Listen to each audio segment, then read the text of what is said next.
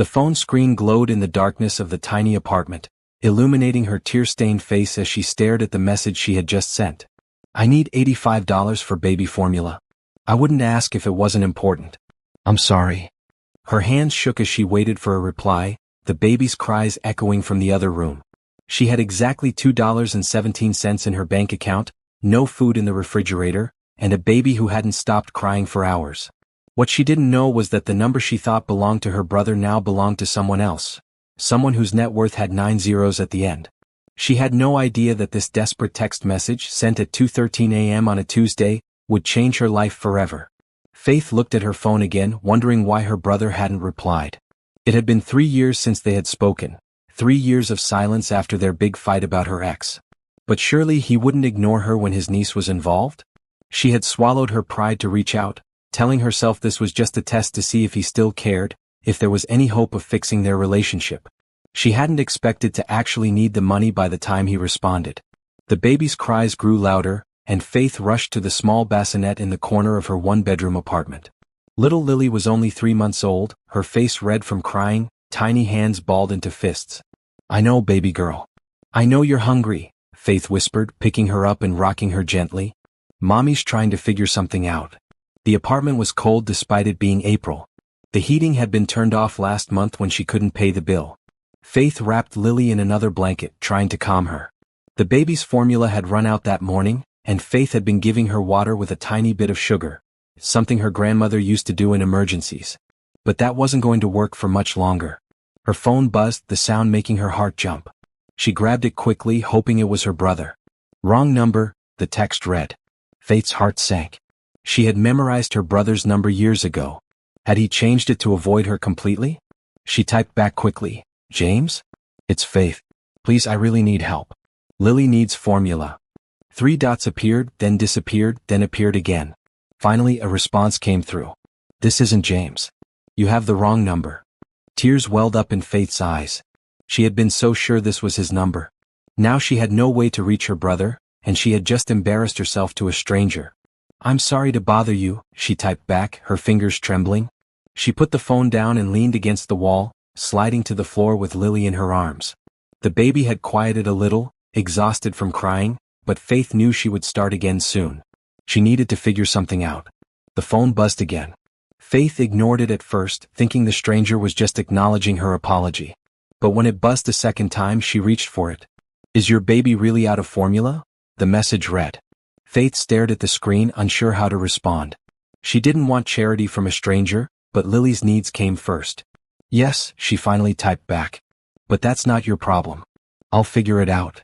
The response came quickly. What kind does she need? Faith hesitated. Who was this person? Why would they care about a stranger's baby? But desperation won out. Enfamil gentlis. But really, it's okay. I'm sorry to have bothered you. There's a 24-hour Walmart on Evergreen Drive. I can have formula delivered to you through their pickup service in an hour. What's your name? Faith stared at the message in disbelief. Was this some kind of joke? Or worse, some kind of trap? Why would you do that for someone you don't know? She typed back. Because a baby shouldn't go hungry, came the simple reply. Faith bit her lip. She had learned the hard way not to trust easily. Her ex had taught her that lesson through painful experience. But what choice did she have? My name is Faith Williams, she responded after a long pause. Order will be ready in an hour. Show your ID at pickup. Faith stared at the message, unable to believe what was happening. Who was this person? Her phone buzzed again. And Faith? If you need help, ask for it directly. Don't test people. Life's too short for games. The message hit her hard. The stranger had seen right through her excuse about testing her brother. She felt ashamed but also slightly defensive. She had been burned so many times that trust didn't come easily anymore. Thank you, she typed, not knowing what else to say. An hour later, Faith stood at the Walmart pickup counter, Lily strapped to her chest in a worn baby carrier. When she gave her name, the employee handed her not just 1 but 6 large cans of formula. There must be some mistake, Faith said, looking at the mountain of formula cans. The employee checked her screen. No mistake. Order for Faith Williams, paid for by. She paused, squinting at the screen. It just says wrong number. Faith felt a lump in her throat as she stared at the formula that would feed Lily for at least a month.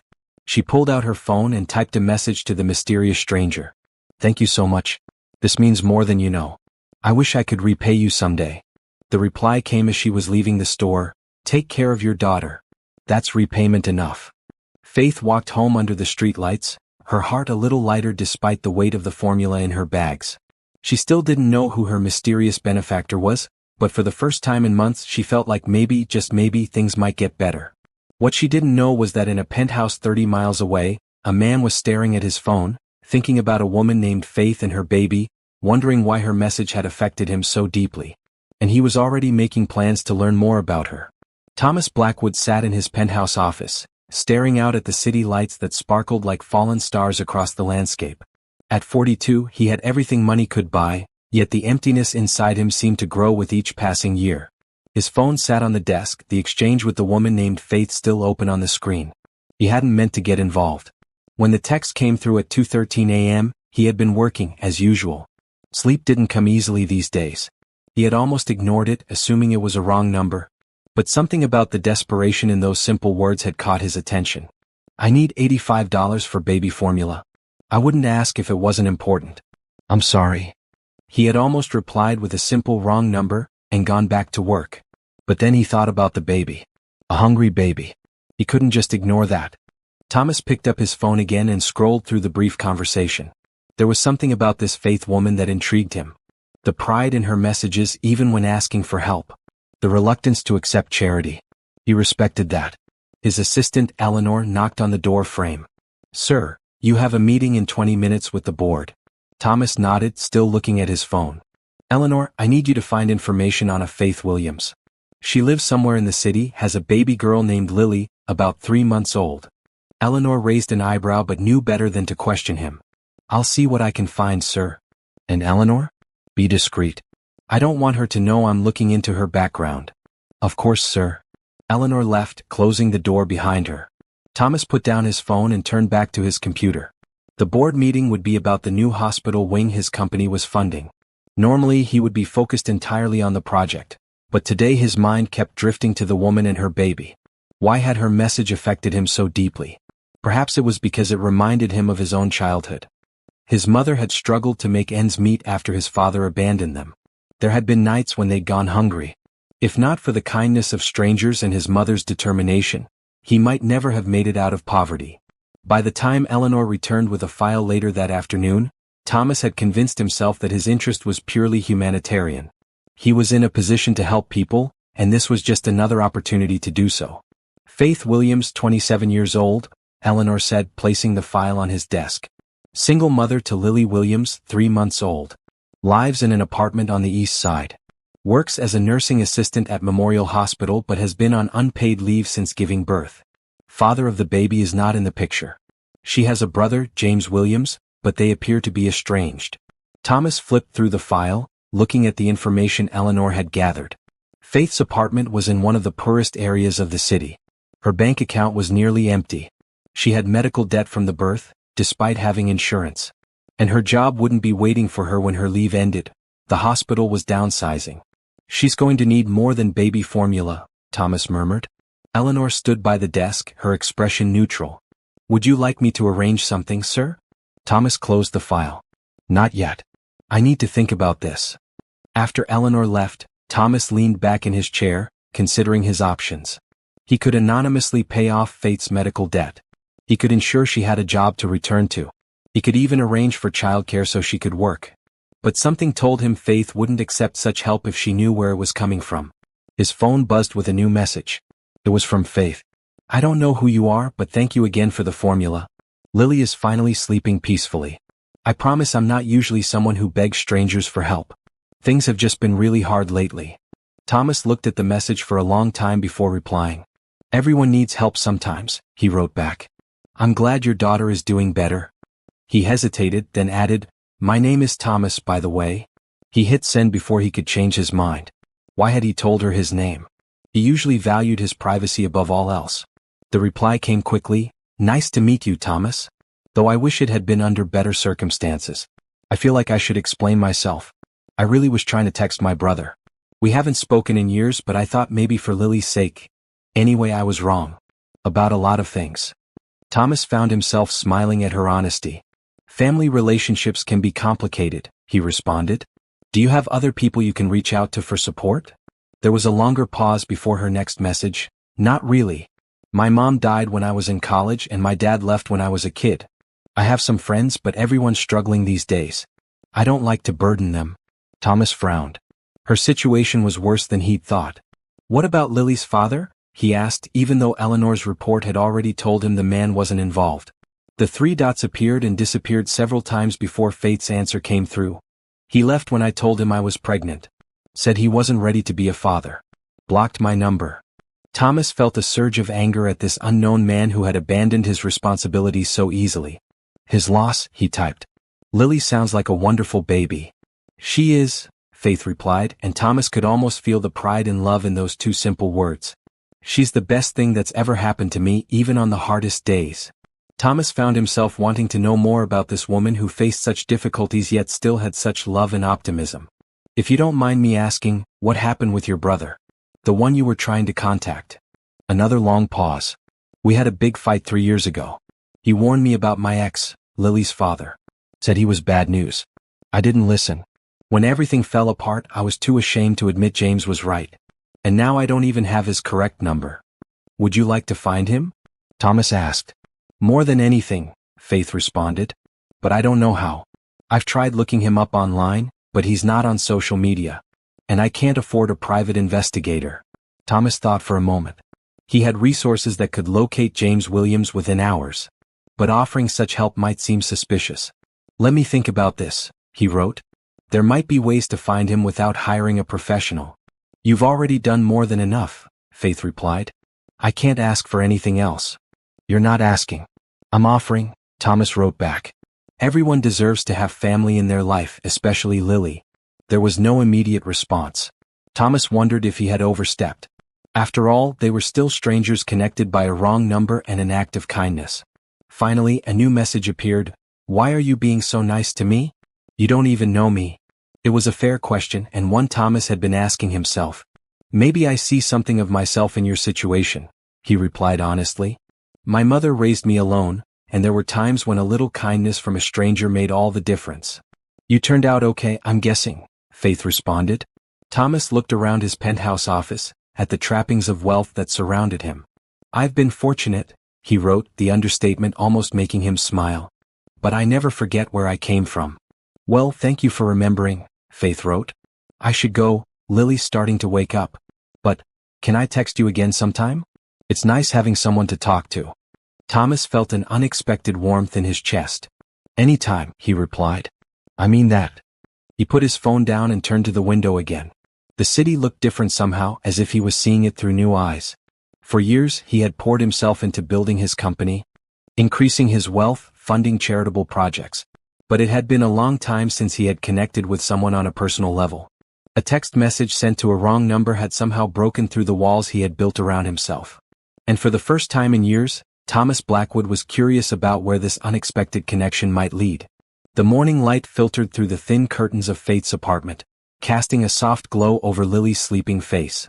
Faith watched her daughter breathe, tiny chest rising and falling with each breath, and felt the familiar mixture of love and anxiety that had become her constant companion since becoming a mother. The formula Thomas had provided was a godsend, but it was just one of many needs. The rent was due in a week and she was already 2 months behind. The landlord had been patient so far, but his patience was running out. The electricity bill was overdue, and her cell phone would be disconnected if she didn't make at least a partial payment soon.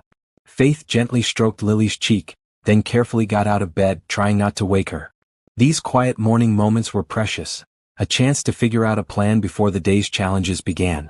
She opened her laptop, wincing at the cracked screen, another casualty of her financial situation. The job listings hadn't changed since yesterday. Everyone wanted experience she didn't have or availability she couldn't offer as a single mother. Her nursing assistant certification would expire soon if she didn't find work in the field, but without reliable childcare, even that door was closing. Her phone buzzed and she quickly grabbed it before the sound could wake Lily. It was a text from Thomas. Good morning. Just checking in. How are you and Lily today? Faith smiled despite herself. In the 3 days since their first interaction, Thomas had texted every morning with the same simple check-in. She still knew almost nothing about him, except that he had been raised by a single mother and was clearly financially comfortable enough to buy 6 cans of baby formula without hesitation. "We're okay," she typed back. "Lily slept for 4 hours straight last night, which feels like a miracle." "That's progress," Thomas replied. "And how are you doing?" "Really?" Faith hesitated. She had never been good at admitting when she was struggling, preferring to put on a brave face. But something about Thomas's direct questions made it hard to hide. "Worried about rent," she admitted. "I'm looking for work, but it's complicated with a baby." 3 dots appeared, then disappeared, then appeared again. Finally, "What kind of work are you looking for?" "Anything," Faith replied honestly. "I'm a certified nursing assistant, but I'd take anything that pays the bills right now." "Have you considered remote work?" Thomas asked. "Something you could do from home with Lily?" Faith sighed. "I've looked into it. Most legitimate remote jobs still require specific hours or experience I don't have. And I'm wary of scams." "That's understandable," Thomas responded. "Let me think about this." Faith put her phone down and went to the small kitchen area to make coffee. She had exactly 3 scoops of coffee left in the container, enough for today but not tomorrow. One more thing to worry about. Lily began to stir, her little face scrunching up as she woke. Faith quickly prepared a bottle of formula and picked her up, settling into the one comfortable chair in the apartment to feed her. "What are we going to do, Lilybug?" she whispered to her daughter. "Your mama's trying her best, but it doesn't seem to be enough." Her phone buzzed again, but she couldn't reach it while feeding Lily. By the time she had burped the baby and settled her on a blanket on the floor, there were 3 new messages from Thomas. "I might have an opportunity for you," the first one read.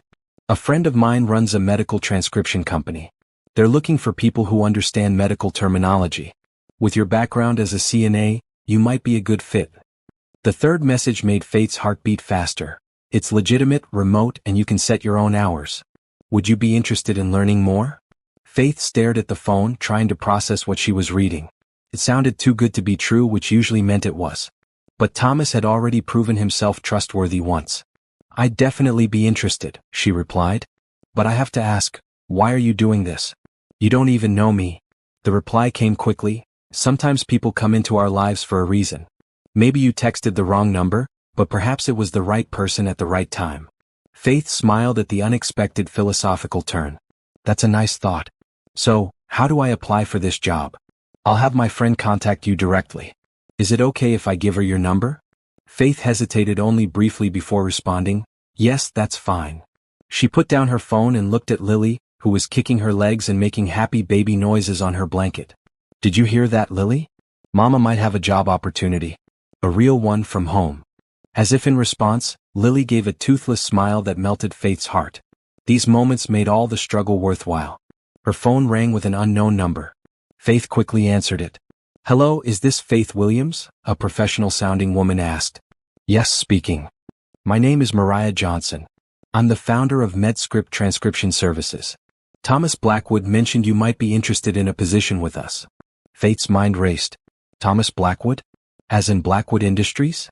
The company that owned half the buildings downtown? Yes, I am interested," Faith managed to say, her mind still processing this new information. "Excellent. Thomas spoke highly of your background in healthcare. Do you have time for a quick interview now, or would you prefer to schedule something later?" Faith looked around her messy apartment, at Lily on the floor, at the stack of unpaid bills on the counter. "Now is fine," she said firmly. The interview went better than Faith had expected. Mariah was professional but kind, asking about Faith's experience as a CNA, her familiarity with medical terminology, and her typing speed. She explained that new transcriptionists started with simpler files and progressed to more complex ones as they gained experience. The pay was per audio minute transcribed, with bonuses for accuracy and quick turnaround. "We can provide the necessary software and training," Mariah explained. "The only requirements are a computer with internet access, a quiet space to work, and a commitment to confidentiality." "I can definitely provide all of those," Faith assured her, silently thanking her past self for splurging on a laptop before Lily was born. "Wonderful. There is one more thing," Mariah said, her tone becoming slightly hesitant. "Thomas mentioned that you have a young baby and might need some flexibility." Faith braced herself for bad news. This was usually where opportunities fell apart. "We actually have a special program for parents of young children," Mariah continued. extended deadlines, mentorship from other parent transcriptionists, and access to our emergency backup team if you're unable to complete a file due to child-related issues. Faith was speechless for a moment. That sounds amazing, she finally said. We find that parents are often our most dedicated and accurate transcriptionists, Mariah said warmly. So it's a win-win. Can you start training tomorrow? Absolutely, Faith said, feeling a glimmer of hope for the first time in months. After the call ended, Faith picked up Lily and danced around the small apartment with her. We did it, baby girl. Mama's got a job. She grabbed her phone and texted Thomas. Just finished the interview with Mariah. I got the job. I start training tomorrow.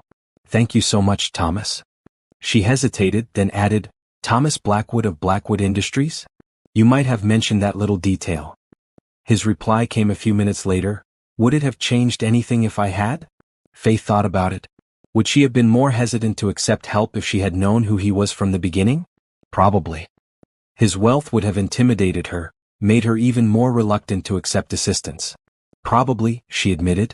I would have wondered why someone like you would help someone like me. Someone like you?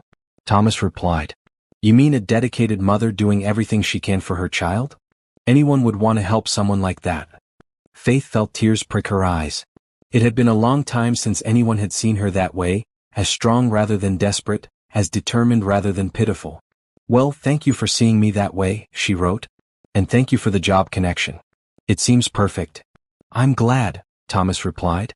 Mariah's good people. She'll take care of you. Faith put her phone down and looked around her small apartment with new eyes. For the first time in months, the walls didn't feel like they were closing in on her. She had a job, formula for Lily, and maybe, just maybe, a new friend in Thomas Blackwood, the billionaire she had texted by accident. What Faith didn't know was that across town, Thomas was staring at his phone, smiling at her messages, and wondering why helping this particular woman and her baby felt so much more satisfying than any of the major charitable projects his company had funded over the years. 3 weeks had passed since Faith began working for Medscript Transcription. The training had been challenging but manageable, and she was now handling simple medical notes and reports. The flexible schedule allowed her to work during Lily's naps and late at night.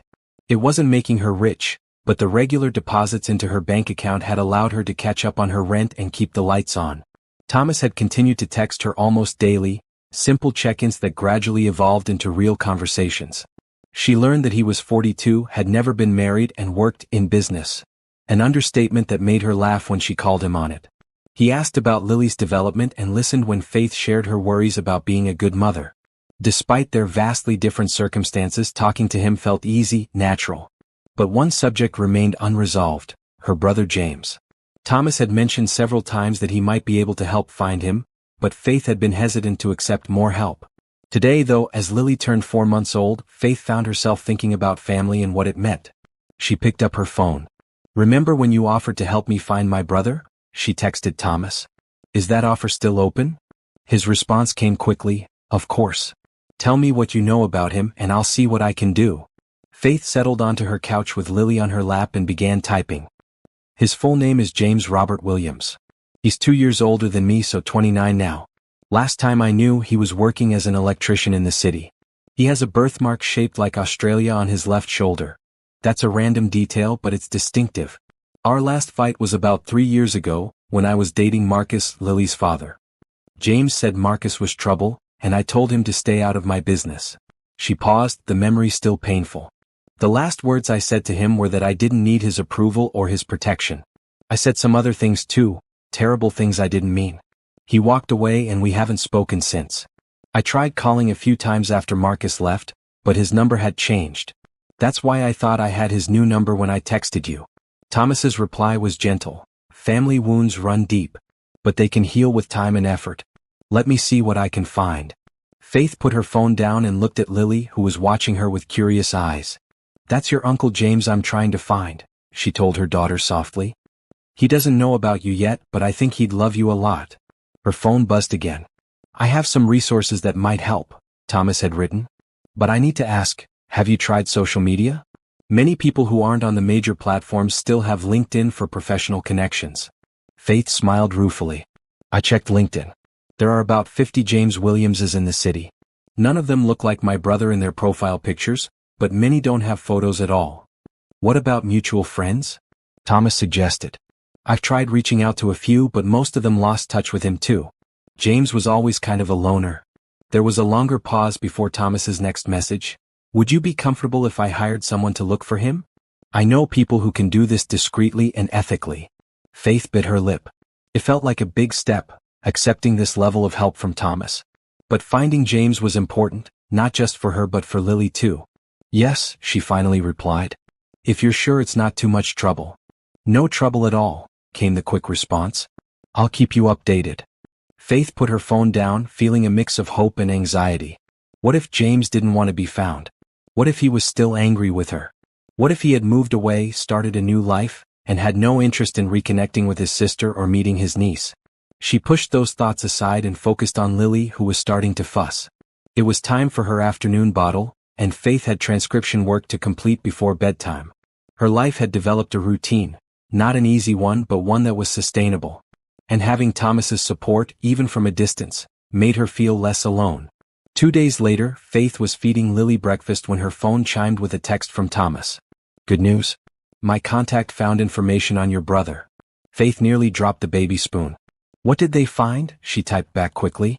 James Williams, 29, currently working as a master electrician for Green City Electric. He lives in an apartment on the west side of town. I have his current phone number and address. Faith stared at the message, her heart pounding. After 3 years of silence, she was just a phone call away from speaking to her brother again. Should I just call him? She asked Thomas. Or would that be too much of a shock? What feels right to you? Thomas replied. You know your brother better than anyone. Faith thought about it. James had always been straightforward, sometimes to a fault. He had no patience for games or dramatic gestures. I think I should just call, she decided. The worst he can do is hang up on me. That's brave, Thomas texted back. Would you like me to send his number now? Faith took a deep breath. Yes, please. The number appeared in a new message. Faith stared at it, suddenly terrified. What would she say after all this time? How could she explain everything that had happened? I'm nervous, she admitted to Thomas. That's normal, he assured her. Remember, he's your brother. Whatever happened between you, that doesn't change. Faith nodded to herself. Thomas was right. James was family, and family was important. Something she understood even more deeply now that she had Lily. I'm going to call him, she texted to Thomas. Wish me luck. All the luck in the world, came his reply. Let me know how it goes. Faith took another deep breath, copied the number into her phone, and pressed call before she could change her mind. Her heart pounded as the phone rang once, twice, 3 times. Hello. A male voice answered, cautious but familiar. Faith froze. It was James, his voice a little deeper than she remembered but unmistakably him. Hello, he repeated. Who is this? James, Faith finally managed to say, her voice barely above a whisper. It's Faith. There was a long silence on the other end of the line. Faith clutched the phone tighter, afraid he might hang up. Faith, he finally said. Is this really you? Yes, it's me, she said, tears starting to form in her eyes. I've been trying to find you for months. Another silence, then, are you okay? Are you in trouble? The concern in his voice broke something inside her. After everything she had said to him, his first thought was still for her well-being. I've been better, she admitted. But I'm getting by. James, there's so much I need to tell you. So much has happened. Marcus? He asked, his voice hardening slightly. Gone, she said simply. You were right about him. I should have listened. She heard James exhale on the other end of the line. I didn't want to be right, Faith. Not about that. I know, she whispered. I'm sorry for the things I said. I didn't mean them. I said some things too, James replied. Things I regret. Faith glanced at Lily, who was watching her with curious eyes from her high chair. James, there's someone I want you to meet. Your niece, Lily. She's 4 months old. There was a sharp intake of breath. You have a baby? Yes, Faith said, smiling through her tears. She's beautiful, James. She has Mom's eyes. Faith, James's voice cracked slightly. Why didn't you call me when she was born? I tried, Faith explained. Your number had changed. I've been trying to find you ever since. I actually texted what I thought was your new number a few weeks ago, but it turned out to be someone else. A stranger who ended up helping me find you. I want to see her, James said firmly. And you? Can I come over? Faith looked around her small apartment. It wasn't much, but it was clean and home. Yes, she said. I'd like that. They arranged for James to visit the following evening. After hanging up, Faith sat down, her legs shaky with relief. She picked up Lily and held her close. You're going to meet your uncle tomorrow, she told her daughter. He's going to love you so much. She texted Thomas. I just spoke to James. He's coming over tomorrow to meet Lily. Thank you, Thomas. I can't believe you found him. I'm so happy for you, Thomas replied. Family reunions are precious. How are you feeling? Overwhelmed, Faith admitted. Happy, nervous, grateful, all at once. That sounds about right, Thomas wrote back. Take some time to process it all. And remember, you've done something brave today. That's worth celebrating. Faith smiled at his words. In the few weeks since their accidental connection, Thomas had become a steady presence in her life, a voice of calm and encouragement when she needed it most. She still didn't understand why he had chosen to help her, but she was grateful beyond words. I have you to thank for this, she texted him. None of this would have happened without you. You texted me, Thomas replied. You reached out. You made the call. Give yourself credit, Faith. Faith smiled, touched by his insistence on her agency in all this. Most people in her life had tried to make her feel small, dependent. Thomas did the opposite, somehow managing to help her without diminishing her. She spent the rest of the day in a state of nervous anticipation, cleaning the apartment and preparing for James's visit. Tomorrow would bring another chapter in her life, the reunion with her brother, the only family she had left beyond Lily. And it had all started with a wrong number text to a stranger named Thomas Blackwood. Faith paced her small apartment, checking the clock every few minutes. James was due to arrive at 6, and it was already 5:47. She had changed Lily into her nicest outfit, a little yellow dress that a co-worker from the hospital had given her as a baby shower gift. She'd spent the morning cleaning, though there wasn't much to clean in the tiny space. She'd even splurged on a small cake from the grocery store, remembering how James had always had a sweet tooth. Lily watched from her bouncer seat, gurgling happily, unaware of the significance of the evening ahead. Faith's phone buzzed with a text from Thomas. Thinking of you today. How are you feeling about seeing your brother? Faith smiled, grateful for his thoughtfulness. Nervous, excited, scared, all of the above. What if he judges me for where I'm living? What if he's still angry? Thomas's reply came quickly. Remember, he's coming because he wants to see you. That says a lot already. Before Faith could respond, there was a knock at the door. She froze, her heart pounding. Glancing at the clock, 5:52, she realized James was early. That was so like him, always punctual to a fault. With shaking hands, she typed a quick, "He's here," to Thomas, then put down her phone and went to answer the door. She paused, took a deep breath and pulled it open. James stood there looking both familiar and different. His dark hair was shorter than she remembered, and he'd grown a neat beard. He wore a simple button-down shirt and jeans, and held a small gift bag in one hand. His eyes, so like her own, were filled with uncertainty. For a moment, neither of them spoke. Then James broke the silence. "Faith," he said, his voice thick with emotion. "James?" she replied, tears welling up in her eyes. And then they were hugging, 3 years of silence and hurt melting away in the warmth of their embrace. Faith felt like she was home for the first time in years, safe in her big brother's arms. "I missed you so much," she whispered against his shoulder. "I missed you too, little sister," he said, his voice rough with emotion. "More than you know." When they finally broke apart, Faith wiped tears from her cheeks and stepped back to let him in. "Come meet your niece," she said, leading him to where Lily sat in her bouncer. James approached slowly, almost reverently. He knelt down in front of the bouncer, his eyes wide with wonder as he took in the tiny person before him. "Hi there, Lily," he said softly. "I'm your Uncle James." Lily looked at him with curious eyes, then broke into a toothless smile that made James catch his breath. "She has Mom's eyes," he said, looking up at Faith. "You were right." Faith nodded, unable to speak past the lump in her throat. Their mother had been gone for 7 years now, but in moments like this, it felt like she was still with them. James reached into the gift bag he'd brought and pulled out a soft stuffed elephant. "I got this for her," he said, offering it to Lily, who immediately grabbed it with chubby hands.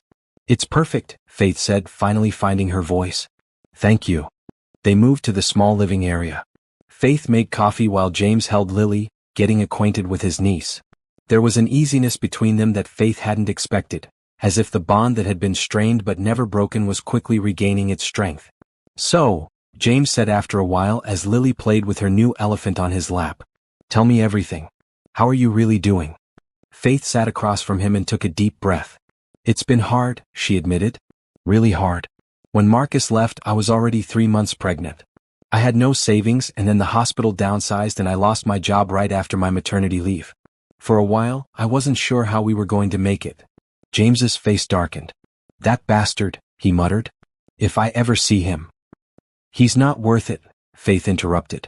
Lily and I are better off without him. James nodded, though he still looked angry. And now? How are you getting by? I found a job, Faith said, a small smile forming. Medical transcription from home. It's perfect with Lily. I can work during her naps and at night. That's great, James said, looking genuinely pleased. But why didn't you call me when things got tough? I would have helped. Faith looked down at her coffee. I tried, James. But your number had changed and none of our mutual friends seemed to know how to reach you. And honestly, I was ashamed. You warned me about Marcus and I chose him over you. I said terrible things. James reached across the table and took her hand. We both said things we regret. But you're my sister, Faith. Nothing changes that. Faith squeezed his hand, fighting back tears again. I know that now. So how did you finally find me? James asked. You mentioned something about a wrong number? Faith laughed, realizing how strange the story would sound. It's actually kind of crazy. I was desperate one night, we were out of formula and I had no money. I thought I had your new number so I texted asking for help. But it wasn't you, it was this guy named Thomas. And he helped you? A complete stranger? James looked skeptical. Faith nodded. He not only helped, he had 6 cans of formula delivered to me that night. And then he helped me find this job. And then he found you. James's eyebrows shot up. Who is this Thomas guy? Some kind of saint. Faith smiled, thinking about Thomas and their daily text conversations. He's just someone with a good heart. He said his mom raised him alone, and there were times when strangers helped them. I guess he was paying it forward. I'd like to meet him someday, James said. Thank him for taking care of my sister and niece when I couldn't. Maybe someday, Faith said, though she wondered what a meeting between her brother and Thomas Blackwood would be like. They came from such different worlds. As the evening progressed, Faith cut the cake she'd bought, and they talked about everything that had happened in the 3 years they'd been apart. James had become a master electrician and was now supervising crews on major construction projects. He had dated a few women but was currently single. He had moved to the west side of the city for work, which explained why Faith hadn't run into him. What about you? James asked as they finished their cake. Anyone special in your life? Besides Lily, I mean. Faith shook her head. Between work and Lily, I barely have time to shower, let alone date. And after Marcus. Well, let's just say my trust issues have trust issues. James nodded understandingly. When you're ready, the right person will come along. Someone who appreciates how amazing you are. Faith smiled, touched by his confidence in her. Thanks, big brother. As the evening wound down, Lily began to fuss, ready for her bedtime routine. Faith picked her up, soothing her with gentle pats. I should go, James said, standing. Let you get her to bed. Will you come back? Faith asked, suddenly anxious. This isn't just a one-time visit, right? James looked at her with surprise. Of course I'm coming back. You're my family, Faith. Both of you. He reached out and stroked Lily's head gently. How about Sunday? I can bring dinner. Faith nodded, relief washing over her. Sunday sounds perfect. At the door, James hugged her again, careful not to squish Lily between them. I'm so glad you found me, he said. Me too, Faith replied. More than you know. After James left, Faith put Lily to bed, then sat on her couch, emotionally drained but happier than she had been in years. She picked up her phone to text Thomas. James just left. It went really well. Better than I could have hoped. Thomas's reply came almost immediately. I'm so happy for you, Faith. Family is precious. He wants to meet you someday, Faith typed. To thank you. There was a longer pause before Thomas's response. I'd like that. Maybe when the time is right. Faith wondered what that meant, but she was too tired to analyze it. Thank you again, Thomas. For everything. Get some rest, he replied. You've had a big day. Faith put her phone down and leaned back on the couch, thinking about the strange twists life could take. A wrong number in a moment of desperation had led to finding her brother again, to a new job, to a friendship with a billionaire who texted her daily just to check in. For the first time in a long time, Faith fell asleep with a smile on her face, hopeful about what tomorrow might bring. Thomas Blackwood sat in his office staring at his phone. Faith's last text, telling him about her successful reunion with her brother, filled him with a satisfaction he rarely felt in business dealings, despite their much larger scale.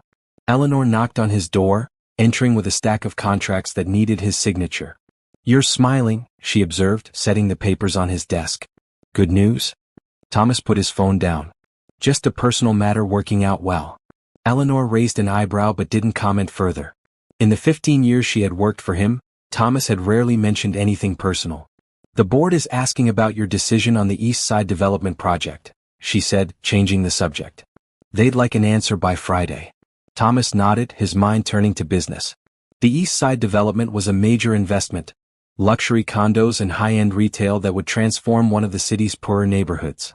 It would make Blackwood Industries a fortune, but it would also drive up housing costs for current residents. Residents like Faith and Lily. "Tell them I need more time," he said. "I want to explore some alternatives." Eleanor looked surprised but made a note. "Anything else?" Thomas thought for a moment. "Yes. Find out who owns the apartment building at 1225 Pine Street. It's in poor condition but fully occupied. I want to know more about it." 1225 Pine Street, Eleanor repeated, making another note. "May I ask why?" "Just exploring options," Thomas said vaguely. "Thank you, Eleanor." After she left, Thomas turned back to his computer.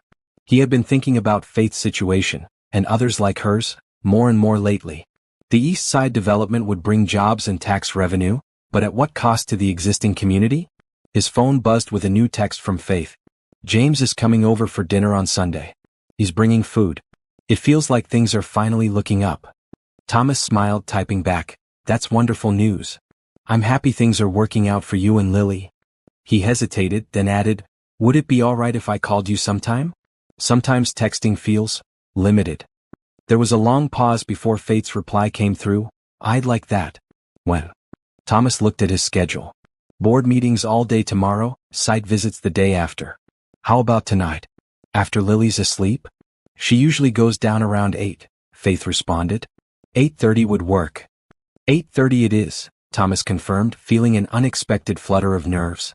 The rest of his day was filled with meetings and decisions worth millions of dollars, but Thomas found his mind drifting repeatedly to the upcoming phone call. Why was he nervous? He spoke to CEOs, politicians, and world leaders without a second thought. But somehow, the prospect of calling Faith made him feel like a teenager again. At 8:30 sharp, Thomas sat in his penthouse living room, phone in hand. He had gone home early, skipping a dinner with potential investors. He dialed Faith's number and waited, heart inexplicably pounding. "Hello." Her voice was softer than he had imagined, with a slight huskiness to it. "Faith? It's Thomas." "Hi," she said, and he could hear the smile in her voice. "This feels weird, hearing your voice after all these weeks of texting." Thomas laughed. "I know what you mean. Is this a good time? Lily's asleep?" "Out like a light," Faith confirmed. "She had a big day. James came by briefly this afternoon just to say hello. I think he can't quite believe he's an uncle." "That's understandable," Thomas said. "It's a big change." There was a brief silence, then Faith asked, "So why did you want to call? Is everything okay?" Thomas leaned back in his chair. "Everything's fine. I just wanted to hear your voice, I suppose. Texting is convenient, but sometimes it's nice to have a real conversation." "I agree," Faith said. "Though I have to admit I'm curious about something." "What's that?" "Why me, Thomas?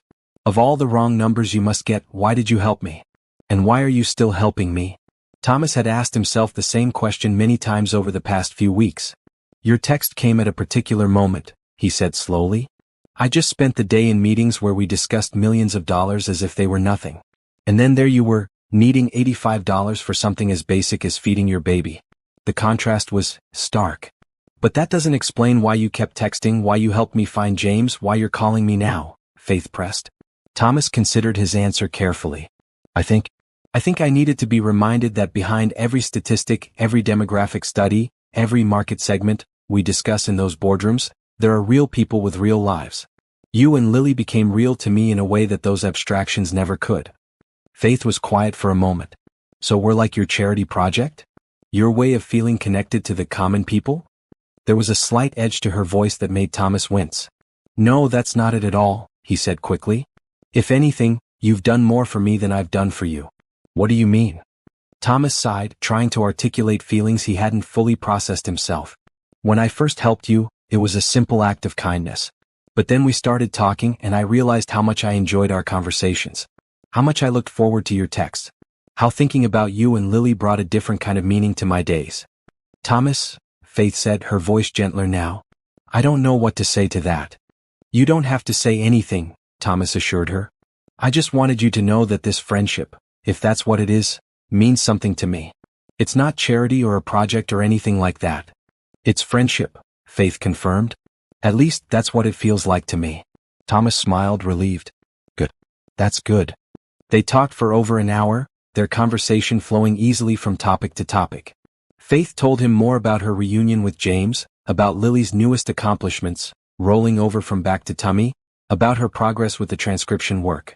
Thomas shared stories from his day, carefully edited to avoid mentioning his wealth or position, focusing instead on the human elements of his interactions. It's getting late, Faith finally said. I should probably get some sleep before Lily wakes up for her middle-of-the-night feeding. Of course, Thomas said, surprised to see it was nearly 10 p.m. Thank you for talking with me.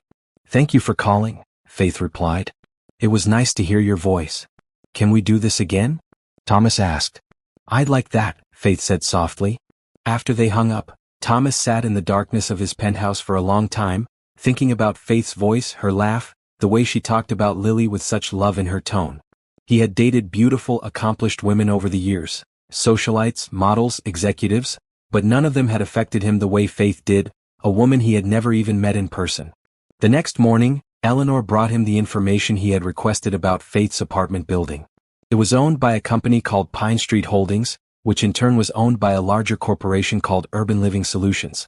The building has multiple code violations, Eleanor reported. But the fines are minimal compared to the rent they collect, so they just pay them and continue operating. Thomas frowned. Find out if Urban Living Solutions is for sale, or if they'd be open to an offer for just the Pine Street property. Eleanor looked at him curiously. Are you thinking of buying a rundown apartment building? I'm thinking of fixing a rundown apartment building, Thomas corrected. There's a difference. This wouldn't have anything to do with that woman who texted you by mistake, would it? Eleanor asked, surprising Thomas with her perceptiveness. It might, he admitted. But it's also the right thing to do. Those people deserve better living conditions. Eleanor nodded, a small smile on her face. I'll make the inquiries. And sir? It's good to see you interested in something personal. After she left, Thomas checked his phone. There was a new text from Faith. Thanks for calling last night. It was nice to talk. Have a good day, Thomas. He smiled and typed back. I enjoyed it too. Talk again soon? Her reply was immediate. I'd like that. Thomas put his phone down and turned to the contracts Eleanor had left yesterday. The East Side development was still the first item on the agenda.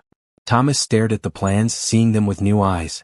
What would this development mean for people like Faith? For the community that already existed there? He pressed the intercom. Eleanor, cancel my meetings this afternoon. I want to visit the East Side site personally. Yes, sir, Eleanor replied, sounding surprised. Will you need a car? Yes, but tell Robert to be discreet. No company car. And I'll need casual clothes brought from home. 3 hours later, Thomas walked the streets of the East Side neighborhood in jeans and a simple button-down shirt, looking like any other professional taking a lunch break. He passed small businesses, a laundromat, a corner grocery, a daycare center, all of which would be demolished under the current development plan. He watched people going about their daily lives. Mothers with children, elderly residents sitting on stoops, teenagers walking home from school. This was Faith's world, he realized. These were her streets, her community. And his company was planning to erase it all in the name of progress and profit. As he walked, Thomas began to form a new vision. One that incorporated the existing community rather than displacing it. Mixed-income housing instead of luxury-only condos. Space for local businesses alongside new retail. A development that lifted the entire community rather than replacing it. By the time he returned to his office, Thomas had the outline of a new proposal for the East Side development. It would make less money initially but would be more sustainable in the long run. And more importantly, it would allow people like Faith to remain in their homes and communities. He didn't mention any of this to Faith in their texts that evening or during their phone call the following night. This wasn't about impressing her or gaining her approval. It was about doing the right thing, something she had reminded him was important just by being who she was. As their phone calls became a regular part of his evenings, Thomas found himself thinking more and more about meeting Faith in person. But something held him back. Would she see him differently once she knew the full extent of his wealth and power? Would it change the easy friendship they had developed? Or worse, would she think he had ulterior motives for helping her? For now, he was content with their phone calls and texts, with hearing about Lily's latest developments and Faith's growing confidence as both a mother and a professional. But he couldn't help wondering what it would be like to meet them face to face, to see Faith smile, to hold Lily in his arms. What Thomas didn't know was that Faith was wondering the same thing, lying awake at night after their calls, imagining what it would be like to meet the man whose voice had become such an important part of her life. A month had passed since Faith and James had reunited. He was now a regular presence in her and Lily's life, coming over for dinner twice a week and often stopping by just to spend time with his niece. With his help, Faith had been able to focus more on her transcription work, which was going well. She had progressed to more complex files and higher pay rates. Her friendship with Thomas had deepened as well. Their nightly phone calls had become a highlight of her day, sometimes lasting for hours as they talked about everything and nothing. Faith had begun to realize that her feelings for Thomas were evolving beyond friendship, though she tried to keep that to herself. After all, they had never even met in person, and Faith was acutely aware of the many responsibilities that came with being a single mother. One evening in late May, Faith sat on her tiny balcony, enjoying the warm spring air while Lily napped inside. Her phone rang with Thomas's familiar number. "Hey," she answered, smiling. "You're calling early today." "I hope that's okay," Thomas said. His voice sounded different, tense perhaps. "Of course," Faith assured him. "Everything all right? You sound stressed." There was a slight pause. "Actually, there's something I need to tell you, Faith. Something important." Faith's heart skipped a beat. Was he sick? Moving away? Had he met someone? "What is it?" she asked, trying to keep her voice steady. "It's about my job," Thomas began. "I haven't been entirely forthcoming about what I do." Faith laughed, relieved. "I figured as much. Working in business is pretty vague. What, are you some kind of spy or something?" "Not quite," Thomas said, still serious. "Faith, I'm the CEO and majority owner of Blackwood Industries." Faith went silent, trying to process this information. Of course, she knew Thomas Blackwood was wealthy. He had purchased 6 cans of formula without hesitation and had connections to find her brother and secure her a job. But the CEO of Blackwood Industries? That meant he wasn't just wealthy, he was one of the richest men in the country. "Faith? Are you still there?" Thomas asked after the silence had stretched too long. "I'm here," she said softly. "I'm just surprised, I guess. Though maybe I shouldn't be. I knew you had money, but I didn't realize." She trailed off, unsure how to continue. "Does it change things?" Thomas asked, a note of vulnerability in his voice that Faith had never heard before. "Between us, I mean." Faith thought carefully before answering. Did it change things? Thomas was still the same person who had checked on her daily, who had listened to her fears and hopes, who had helped her find her brother. "No," she said finally. "It doesn't change who you are. But I am curious why you're telling me now." Thomas sighed. 2 reasons. First, my company is holding a charity gala next weekend to raise money for single-parent support programs. I'd like you to come as my guest. But I couldn't invite you without you knowing who I really am. Faith's heart raced. Meeting Thomas in person? At a gala, no less? "And the second reason?" she asked. "There's going to be an announcement in tomorrow's business section about a new development project my company is undertaking. Your neighborhood is involved, and I didn't want you to see my name in the paper and think I'd been deliberately hiding things from you." Faith frowned. "A development project? What kind of development?" "It's called the East Side Community Initiative," Thomas explained. "It's a mixed-income housing and small business development. The current residents will have the option to stay in upgraded apartments at their current rent rates, or to receive relocation assistance if they prefer to move." "And my building? 1225 Pine Street?" Faith asked. "Blackwood Industries purchased it last week," Thomas said. "The current management company has been terminated. Renovations begin next month, but no one will be displaced during the process." Faith stood up, pacing the small balcony. "Thomas, did you buy my building because of me?" "Not exactly," Thomas said carefully. "Meeting you, well, texting you, made me rethink some of our development strategies. I realized we could make a profit while still being socially responsible. Your building is just one of several we've acquired in the neighborhood. Faith wasn't sure how to feel. On one hand, it was an incredible thing Thomas was doing for her community. On the other hand, it was such a dramatic display of wealth and power that it made her question the balance in their relationship. This is a lot to take in, she said finally. I understand, Thomas replied. And about the gala, you don't have to come. I just wanted to give you the option. Faith bit her lip. Can I think about it? The gala, I mean. Of course, Thomas said quickly. It's next Saturday evening. Very formal, I'm afraid. But I would handle all the details, dress, transportation, everything. Let me sleep on it, Faith said. And Thomas? Thank you for telling me the truth. After they hung up, Faith sat for a long time, thinking about everything Thomas had revealed. The man she had been talking to for months was not just a successful businessman but one of the most powerful people in the city. He could buy buildings on a whim. He could reshape entire neighborhoods. And he wanted her to attend a charity gala with him.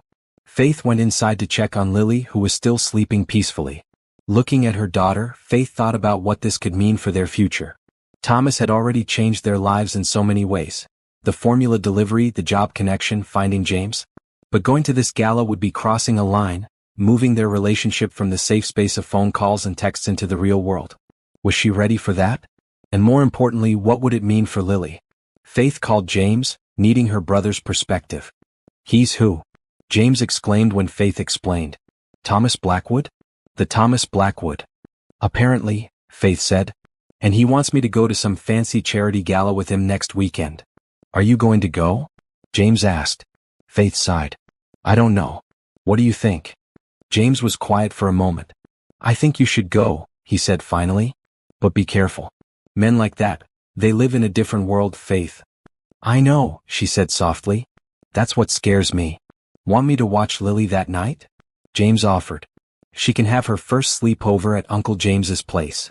Faith smiled, grateful for her brother's support. Let me decide if I'm going first. But thank you, James. After hanging up, Faith looked around her small apartment, seeing it through new eyes, the eyes of someone who knew the building's owner was Thomas Blackwood. Would there be renovations soon? Better heating? New appliances? It was all so surreal. Her phone buzzed with a text from Thomas. I hope I didn't overwhelm you with everything. Whatever you decide about the gala, nothing changes between us unless you want it to. Faith smiled at his thoughtfulness. That was the Thomas she knew, the man who checked in, who cared, who respected her choices. Billionaire or not, that hadn't changed. I'm not overwhelmed, she texted back, not entirely truthfully. Just processing. And I've decided to come to the gala. But I'll need help with a dress. And a babysitter. Thomas's reply came quickly. I'm so glad. I'll handle the dress. Would you be comfortable with me sending a stylist to you? As for the babysitter, is there someone you trust? My brother offered to take Lily for the night, Faith replied. And yes, a stylist would be fine. I've never been to anything like this before.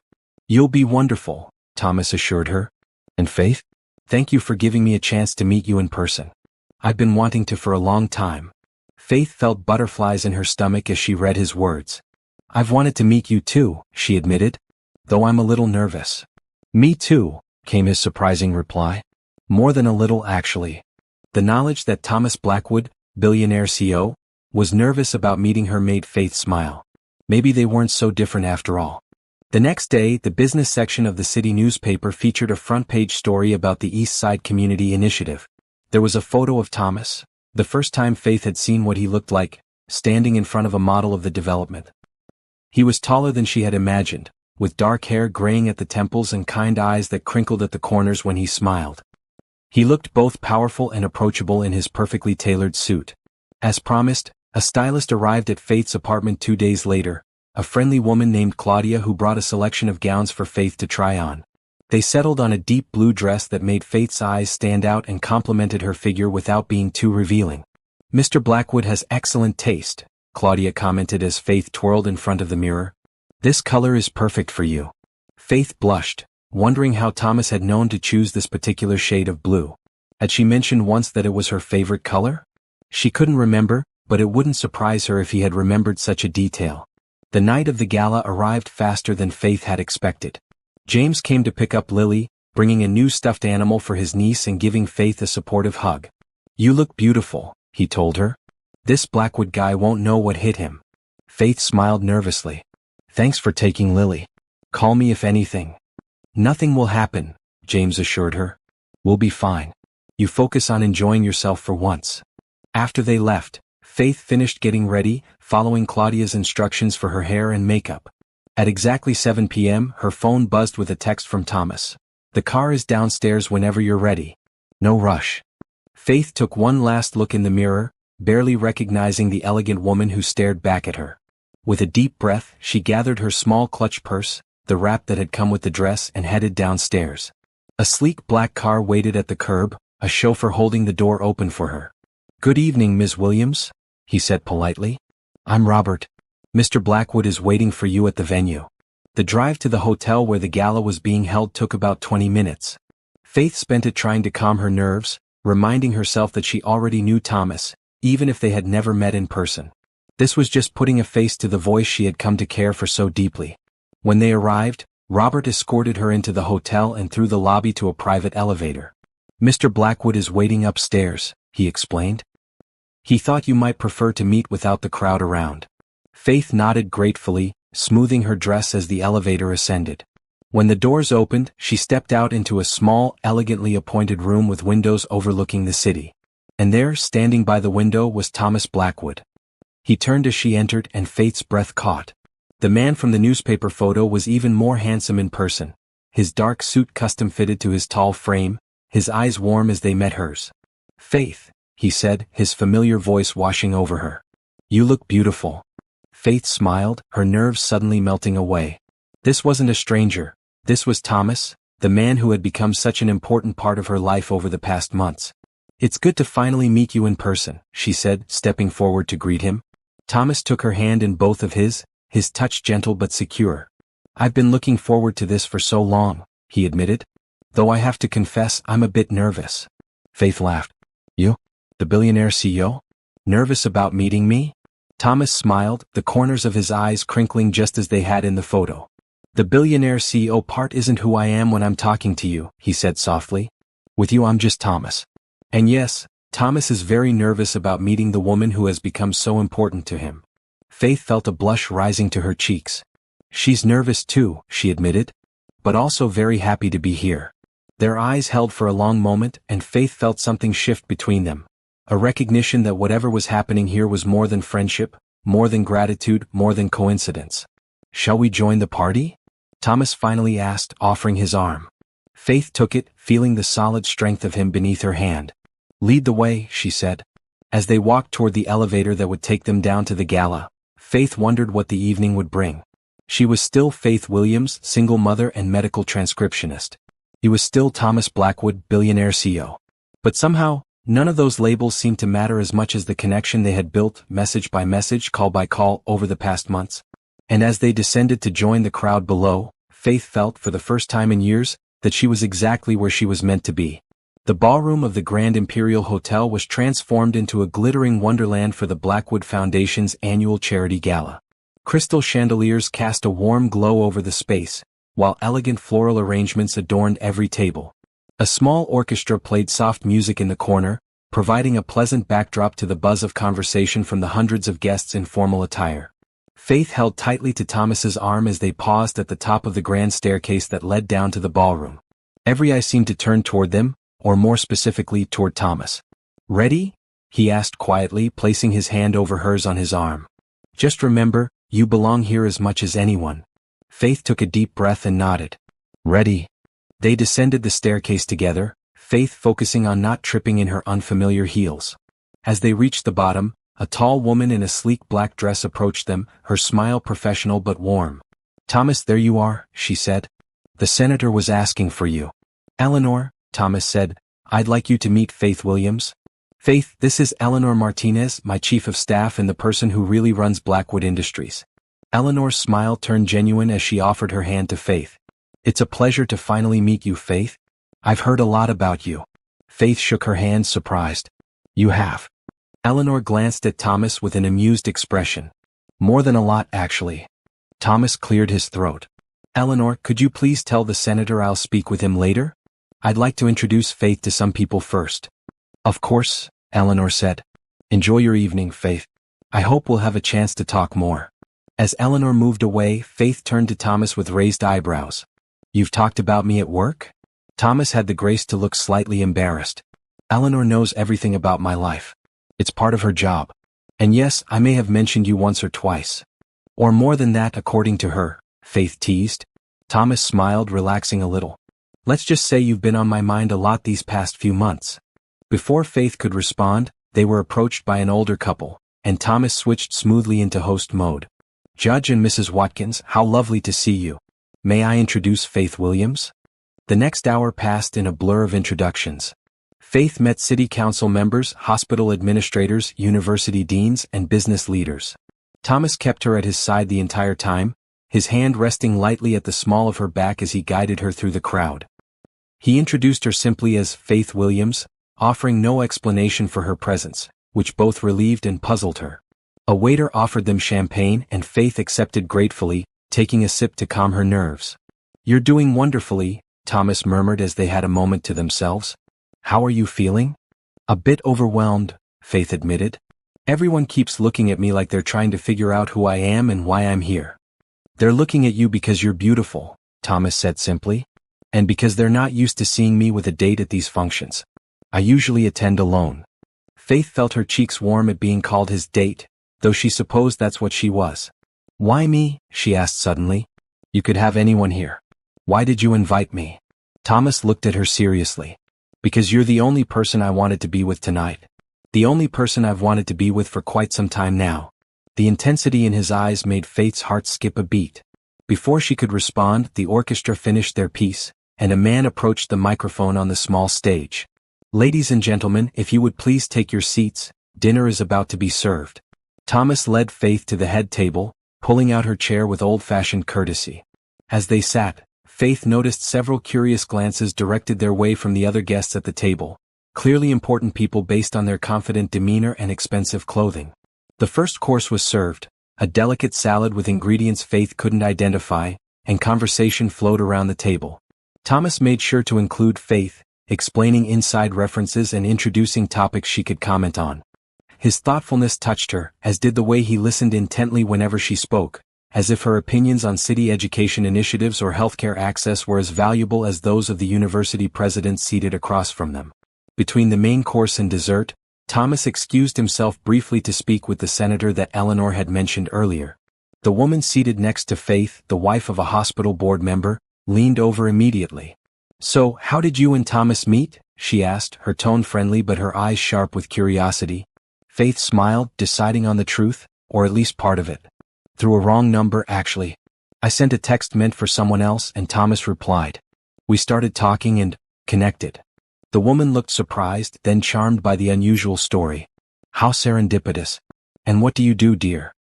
"I'm a medical transcriptionist," Faith said. "And a mother. My daughter Lily is 5 months old now. A working mother." "How admirable," the woman said. "And the father?" Faith tensed slightly. "Not in the picture."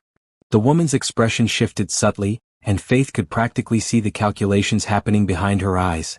Single mother, probably not wealthy, definitely not from their social circle. "How nice of Thomas to include you in tonight's event," the woman said, her tone slightly different now. "He's always been so generous with his charitable efforts." Faith felt her cheeks burn. Before she could respond, Thomas returned, slipping into his chair beside her. "Mrs. Porter," he said pleasantly to the woman, "I see you've been getting to know Faith." "Yes, she was just telling me about your unusual meeting," Mrs. Porter replied. "So charming." Thomas smiled, but Faith noticed a coolness in his eyes as he regarded the woman. "Isn't it? I've always believed the best things in life happen unexpectedly." He turned to Faith, his expression warming. "The senator sends his apologies for pulling me away. He's very interested in our East Side initiative." Faith smiled, grateful for his return and his subtle support. "It sounds like an amazing project." "It was inspired by you, you know," Thomas said quietly, for her ears only. "Meeting you made me rethink a lot of things about development and community." Before Faith could process this, the lights dimmed slightly, and the man with the microphone returned to the stage. "Ladies and gentlemen, it's time for the highlight of our evening. Please welcome the founder and CEO of Blackwood Industries, the chairman of tonight's gala, Mr. Thomas Blackwood." Applause filled the room as Thomas squeezed Faith's hand and stood. "Wish me luck," he murmured. Good luck, she whispered back, watching as he made his way to the stage. Thomas took the microphone with the easy confidence of someone accustomed to public speaking. Thank you all for coming tonight in support of the Blackwood Foundation's Single Parent Support Initiative. As many of you know, this cause is particularly close to my heart. My own mother raised me alone, working multiple jobs to keep a roof over our heads and food on the table. Faith listened, captivated. Thomas had mentioned his mother briefly in their conversations, but he'd never gone into detail about his childhood. Tonight, I'm proud to announce that Blackwood Industries will be donating $50 million to establish a new program providing housing, childcare, education, and job training for single parents in our city. Gasps and applause greeted this announcement. $50 million was far more than anyone had expected, even from a man as wealthy as Thomas Blackwood. This initiative will focus particularly on creating opportunities for economic independence, Thomas continued. Because as I've learned recently, what single parents need most isn't handouts, it's a chance to build security and stability for their families through their own efforts. His eyes found Faith's in the crowd, and she felt a rush of emotion. He was talking about her, about what he had learned from her struggles and determination. Every parent deserves the opportunity to provide for their children with dignity, Thomas said, his gaze still on Faith. And every child deserves to grow up knowing they are valued and supported by their community. Thank you. The applause was thunderous as Thomas returned to his seat. Under the table, Faith reached for his hand and squeezed it tightly. That was beautiful, she whispered. I meant every word, he replied, squeezing back. After dinner, the orchestra began playing again, and couples moved to the dance floor. Thomas turned to Faith. Would you dance with me? Faith hesitated. I'm not very good. It's been a long time. I'm not either, Thomas admitted. But I'd really like to hold you in my arms if that's okay. His honesty made Faith's heart flutter. When you put it that way, how can I say no? On the dance floor, Thomas drew her close, one hand at the small of her back, the other holding hers against his chest. They swayed gently to the music, not attempting anything more complicated. Thank you for coming tonight, Thomas said softly. Seeing you here, meeting you in person after all these months, it's even better than I imagined. Faith looked up at him, struck by the warmth and openness in his eyes. I've been wondering something, she said. Why didn't you just tell me who you were from the beginning? Why keep it a secret for so long? Thomas sighed. I've asked myself that same question. At first, it was just that it didn't seem relevant to a one-time interaction with a wrong number. Then, as we started talking more, I realized how much I enjoyed just being Thomas to you, not Thomas Blackwood, CEO, with all the expectations and assumptions that come with that title. You thought I'd treat you differently if I knew? Faith asked. Most people do, Thomas said simply. They either want something from me or they're intimidated by me. With you, our connection felt pure, real. I was afraid of losing that. Faith considered his words, understanding his fear. I can see why you'd worry. But Thomas, the man I've come to know through all those texts and calls, that's who you really are. The money, the company, this gala, that's just the packaging. Thomas looked at her with wonder. How did you get so wise? Faith laughed. Believe me, I've made plenty of unwise choices in my life. Just ask my brother.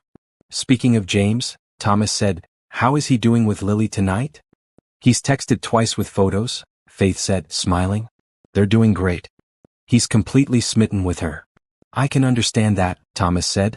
I haven't even met her yet, and I'm already half in love with her from your stories.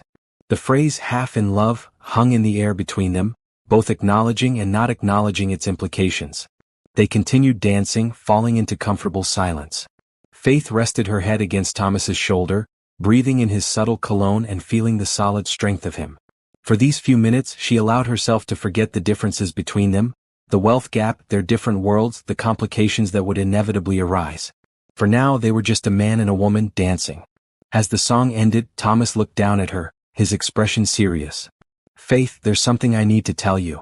What is it? She asked, feeling a flutter of anxiety. I think I'm falling in love with you, he said simply.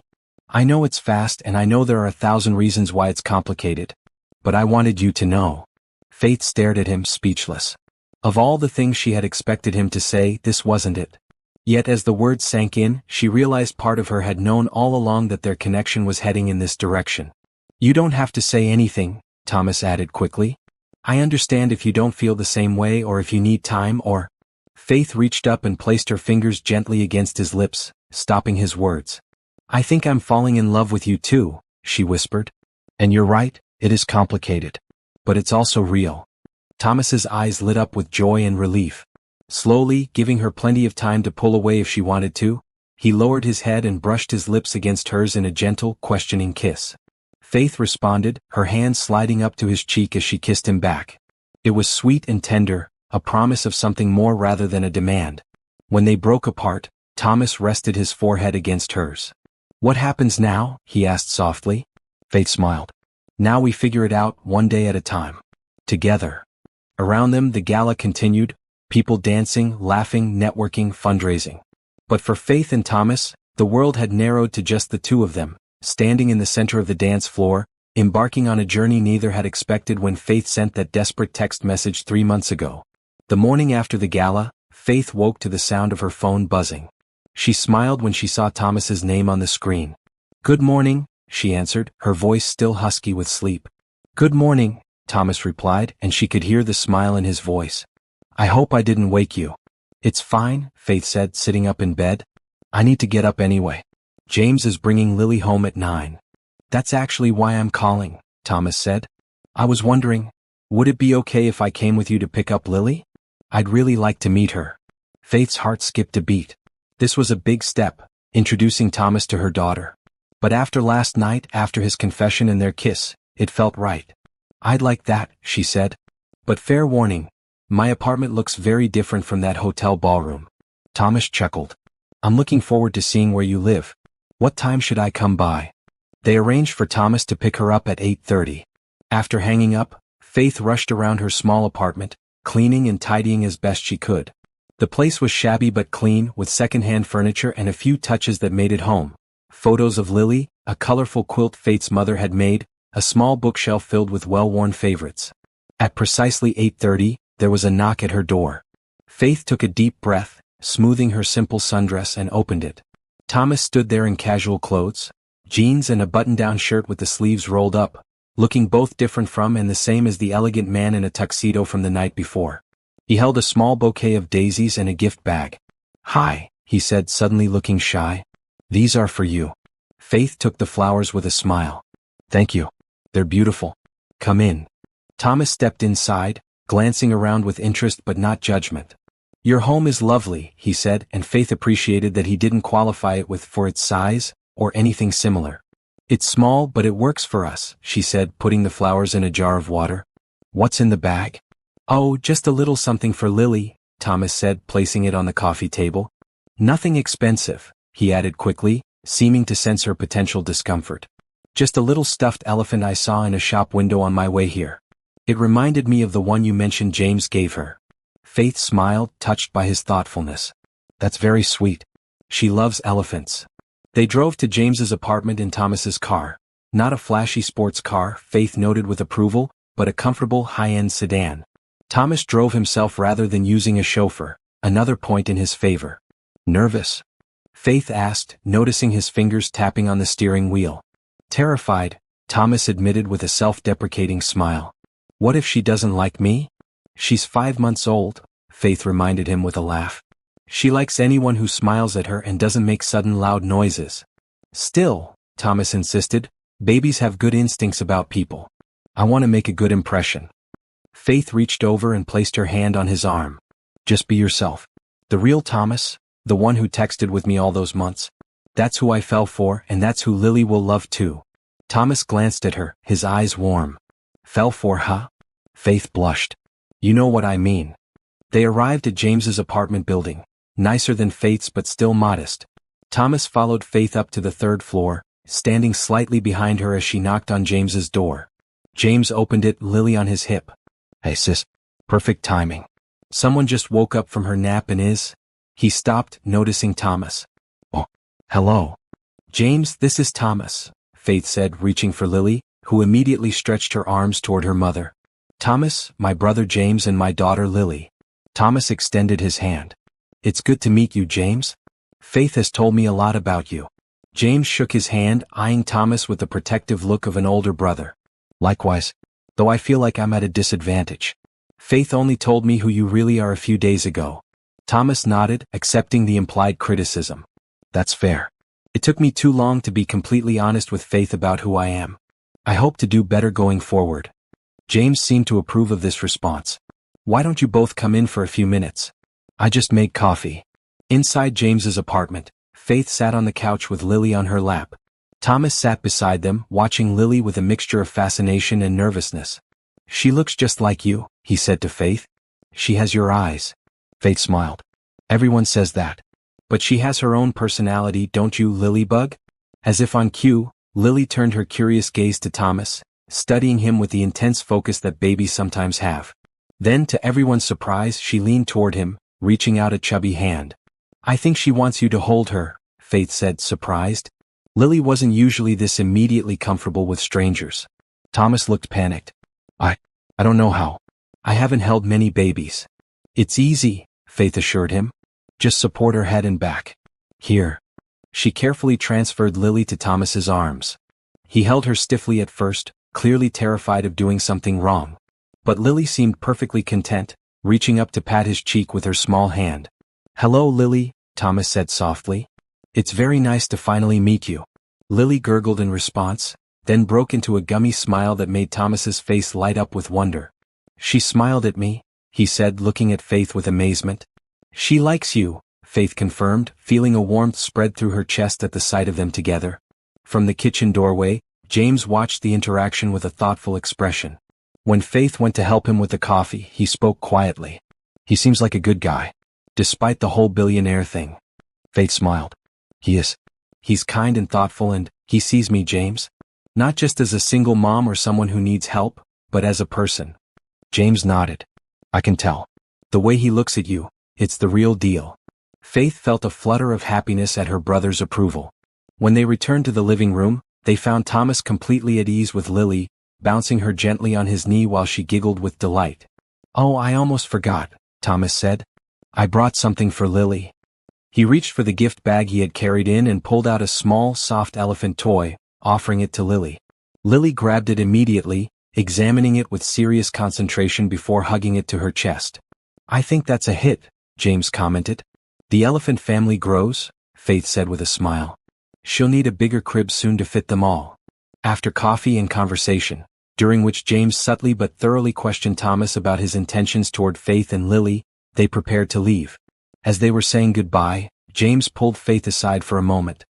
He passed the test, he said quietly. But be careful, Faith. Not because he's rich, but because I can tell you're falling hard. Just take it slow, okay? Faith hugged her brother. I will. Thank you for watching Lily last night. Anytime, James said. She's the best niece in the world. In the car on the way back to Faith's apartment, Thomas was unusually quiet. Faith glanced at him, wondering what he was thinking. Everything okay? She asked finally. Thomas nodded, then shook his head. Seeing you with Lily, meeting James, being in your world, it made everything real in a way it wasn't before. Faith's heart sank. And that's a problem? No, Thomas said quickly, reaching for her hand. Just the opposite. It made me realize how much I want to be part of your lives. Both of you. But I also realize what a big ask that is. You're a package deal, Faith, and that's exactly as it should be. Lily will always come first for you. Yes, she will, Faith agreed, relieved that he understood this fundamental truth. So we need to be careful, Thomas continued. For her sake. Children form attachments, and if I'm going to be in her life, I need to be all in. I can't just disappear if things don't work out between us. Faith squeezed his hand, deeply moved by his consideration for Lily's emotional well-being. That's very true. So what are you saying? Thomas pulled the car over to the side of the road and turned to face her fully. I'm saying that I want to do this right. I want to date you properly, get to know you better in person, not just through texts and calls. I want to spend time with both of you, become a part of your lives gradually. And if things continue to develop between us the way I hope they will, well, we'll take that step when we come to it. Faith looked at him, seeing the sincerity and care in his eyes. This wasn't the whirlwind romance of fairy tales, but something better. A thoughtful, mature approach to building a relationship that acknowledged the realities of their situation. I'd like that, she said softly. And I think Lily would too. She already seems quite taken with you. Thomas smiled, his relief evident. The feeling is entirely mutual. She's extraordinary, Faith. Just like her mother.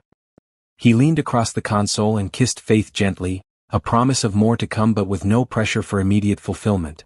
As they drove back to Faith's apartment, Lily babbling happily in her car seat and her new elephant clutched tightly in her small hand, Faith felt a sense of peace she hadn't experienced in years. There were still challenges ahead, the differences in their backgrounds, the scrutiny their relationship would face, the adjustments they would both need to make. But for the first time, Faith believed that those challenges wouldn't be faced alone. In the back seat, Lily dropped her elephant, and Thomas reached back to retrieve it for her, earning another delighted smile from the baby. Watching them, Faith thought about how a single text message to a wrong number had changed the course of her life, bringing her brother back, giving her financial stability, and now, potentially, a partner who saw her for who she truly was. Sometimes she realized the best things in life come from the most unexpected beginnings. 1 year later, Faith stood in front of the full-length mirror in her bedroom, hardly recognizing the woman who stared back at her. Her hair was styled in loose waves, her makeup subtle but enhancing. The dress she wore was ivory silk, simple but elegant, falling to just below her knees. Around her neck was a delicate silver pendant, a gift from Thomas on their 6-month anniversary. "You look beautiful, sis," James said from the doorway. Thomas is going to be speechless. Faith smiled nervously. "I hope so. Where's Lily?" "In the living room with Eleanor. That woman is surprisingly good with kids for someone who runs a billion-dollar company." Faith laughed. Over the past year, Eleanor had become a dear friend, her efficiency and dry humor a perfect complement to Faith's more emotional nature. "She's full of surprises." A squeal of delight from the living room announced Lily's happiness. At 18 months old, she was walking, talking in simple sentences, and had thoroughly wrapped everyone around her tiny finger, especially Thomas.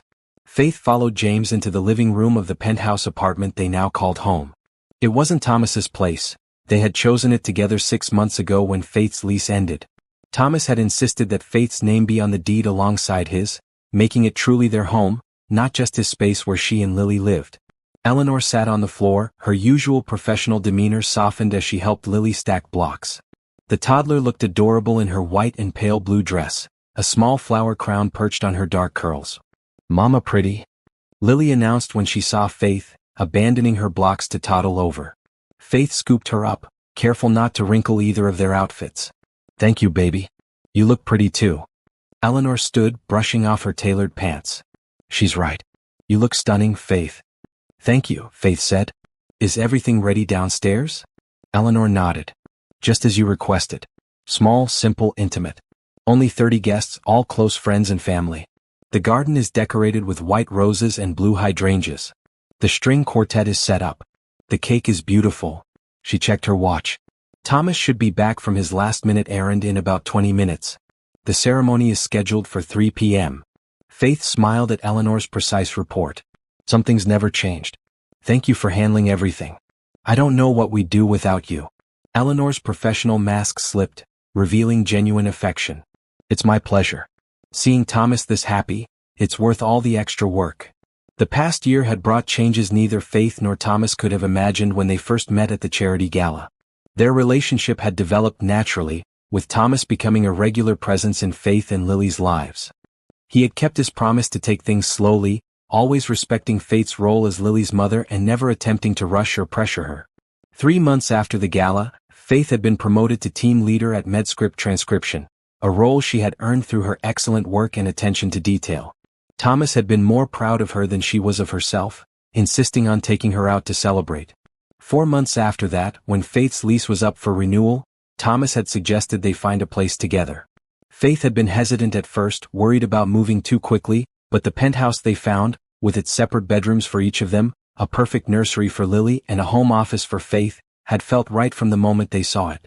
James had moved too, to a comfortable apartment in the same building, able to be close to his sister and niece while still maintaining his independence. His electrical contracting business had expanded after Thomas recommended him for several Blackwood Industries projects, though James had insisted on earning each contract through the quality of his work, not his connection to the boss. And 5 months ago, on Lily's first birthday, Thomas had proposed. Not with a grand gesture or public display, but quietly at home after Lily had gone to sleep. He had presented Faith with a simple but exquisite diamond ring and told her that the wrong number text that had brought them together was the luckiest mistake of his life. Faith had said yes without hesitation. They had decided on a small wedding, just family and close friends in the garden of their building. No press, no business associates, no elaborate celebration. Just a genuine expression of their commitment to each other and to the family they were building together. The elevator chimed, announcing an arrival. Faith's heart raced, thinking it might be Thomas, but instead, an older woman with kind eyes and silver-streaked dark hair stepped into the penthouse. Mrs. Blackwood, Eleanor greeted her. Welcome. Eleanor, how many times must I tell you to call me Margaret? Thomas's mother said with a warm smile. She turned to Faith and her smile widened. Faith, my dear.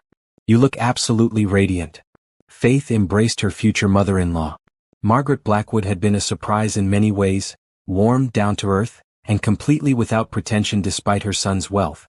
She had welcomed Faith and Lily into her life with open arms, telling Faith privately that she had never seen Thomas so happy and at peace. Gamma! Lily exclaimed, reaching for Margaret. Margaret took the toddler with practiced ease. Hello, my little treasure. Are you ready for the big day? Cake. Lily replied enthusiastically, making everyone laugh. She has her priorities straight, James commented. The elevator chimed again, and this time it was Thomas who stepped into the penthouse. He wore a light gray suit with a pale blue tie that matched the flowers in Lily's crown. His eyes found Faith immediately, and the love in his gaze made her breath catch. You're not supposed to see the bride before the wedding, Faith teased, though they had agreed not to be too traditional about such things. I couldn't stay away, Thomas said, crossing to her and taking her hands in his. You look absolutely beautiful. Faith smiled up at him. You don't look so bad yourself. Thomas bent to kiss her, but James cleared his throat dramatically. Save it for the ceremony, you two. Thomas laughed, then turned to scoop Lily from his mother's arms. And how's my favorite girl? Ready to help Daddy and Mama get married? Cake. Lily repeated her main concern for the day. After the ceremony, Thomas promised. Remember what we practiced? You walk down the aisle with Uncle James and throw the flower petals? Lily nodded solemnly, though Faith suspected the details would be forgotten in the excitement of the moment. It's almost time, Eleanor announced. We should head downstairs. Faith felt a flutter of nerves as they rode the elevator down to the building's private garden. She had never imagined herself here, in love with a billionaire, about to be married in a fairy tale ceremony. Yet it didn't feel like a fairy tale. It felt real and right and somehow inevitable, as if all the hardships she had faced had been leading her to this moment. In the garden, their small group of guests waited, Mariah from MedScript, some of Faith's colleagues, a few of Thomas's closest friends, the staff from their building who had become like family. The ceremony was simple but heartfelt. James walked Faith down the aisle, followed by Lily, who did indeed forget to throw her flower petals until the very end, when she dumped the entire basket in one spot. Thomas waited under an arch of white roses and blue hydrangeas, his eyes never leaving Faith as she approached. They had written their own vows, promises not of perfect romance but of partnership, respect, and unwavering support. Faith, Thomas said, his voice steady but full of emotion. When you texted me by accident that night asking for help for your daughter, you changed my life in ways I never could have imagined. You reminded me what truly matters. You showed me what real strength looks like. You brought joy and purpose back into my days. I promise to stand beside you always, to support your dreams as you've supported mine, to be a partner in raising Lily, and to never take for granted the miracle that brought you into my life. Faith blinked back tears as she began her own vows. Thomas, I texted you in my darkest moment, never expecting that a stranger would become my greatest blessing. You saw me when I felt invisible, believed in me when I doubted myself, and loved me exactly as I am. I promise to face whatever challenges come our way together, to remind you of your worth beyond your success, to create a home filled with love and laughter, and to be grateful every day for the wrong number that led me to you. They exchanged simple gold bands, and when the officiant pronounced them husband and wife, Thomas kissed Faith with a tenderness that held the promise of their future together.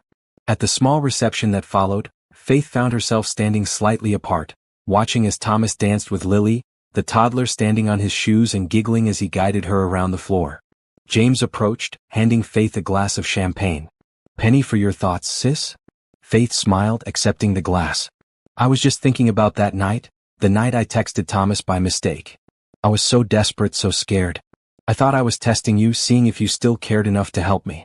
But maybe it wasn't a mistake at all. James followed her gaze to Thomas and Lily. Maybe it was exactly where that message was supposed to go. I still can't believe where we are now, Faith admitted.